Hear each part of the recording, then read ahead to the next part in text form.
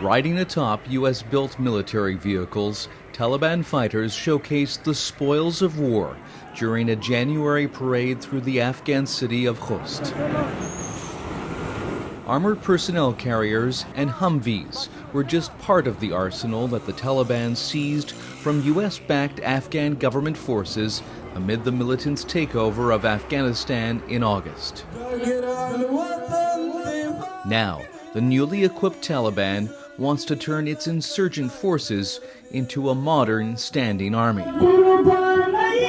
Wearing elite combat gear, 150 Taliban commandos took part in a graduation ceremony on January 12th after finishing a 3-month training program. چې اوس د هر راز پیچلو جګړهیزو عملیاتو د اجرا او د هر تهدید په محارولو کې پوره مهارت او وړتیا لرو. موږ د خپل دین وطن او مسلمان ولس قسم خوړلي دښمنان هغه که په هر نامه او په هر جامه کې وي د ختمولو لپاره یې په ډیر جرأت او میړانه اقدام کوو. But is the Taliban capable of operating and maintaining modern military equipment? We trained a lot of mechanics for those vehicles before we left. So I expect that they'll be able to keep those things running for quite some time. Security expert Jonathan Schroden is with the U.S.-based Center for Naval Analyses, CNA. I think they could establish a conventional-looking army in relatively short order. Whether that army could actually fight as a conventional-style army as opposed to fighting like guerrillas as they have for so long, that's, I think, the biggest transformation that they'll have to make. It's not clear how much use the Taliban will be able to get out of the U.S.-made Black Hawk attack helicopters and the more sophisticated aircraft that fell into its hands.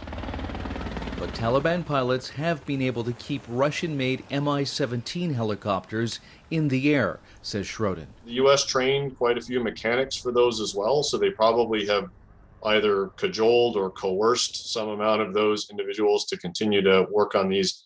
And they could get help from any number of Eastern European countries to get spare parts and potentially contract maintainers for those as well. So I expect they'll be able to fly the Mi-17s for quite some time. Forming a conventional military is also part of the Taliban's effort to gain international influence and, according to its leaders, foster domestic unity. ټول افغانستان کې د ټولو قومونو ټولو ولایتونو غواړو د ټولو کشرانو نه چې یو اردو جوړ کړو او ټول افغانان سره یو مټ کو او ټول سره یو ورونه کو او یو قوي او منظم اردو جوړ کو چې ټول نړۍ سره سیالي وکړي ان شاء الله. If the Taliban can maintain a conventional army, it could provide some security to the region, at least in the short term. If they can establish a viable security force that is able to maintain security in Afghanistan and prevent the likes of the Islamic State from expanding, prevent any other insurgent group from rising up and leading to something like another civil war, that in and of itself has the potential to increase security in the region. The longer-term implications, though, they could potentially become threatening to some of their neighbors. And the most obvious candidates would be Iran or even Pakistan, with whom the Taliban have had contentious relationships in the past. And there are issues like border disputes and immigration challenges.